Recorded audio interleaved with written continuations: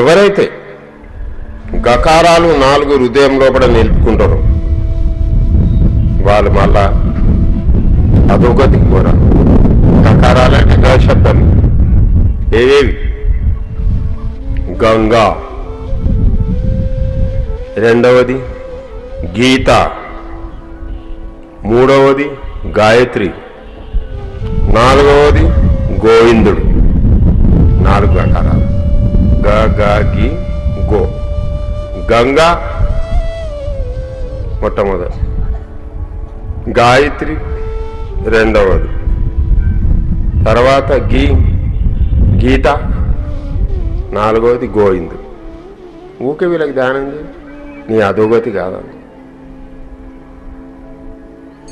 4 గకారాలు మేము అంగీకారం చేయాలి. గకారాలు అంటారు గ శబ్ద అక్షరి. 4 కకారాలు త్యాగం చేయాలి. క శబ్దం ఏవి? కనక.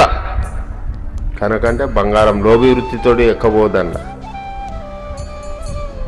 సాధారణంగా కనక, కామిని. కామిని అంటే పరశ్రీ, వ్యభిచారం.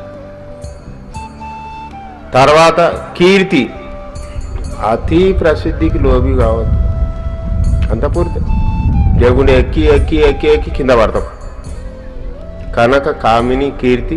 తర్వాత క్రోధం, పనికిరాదు కోపం.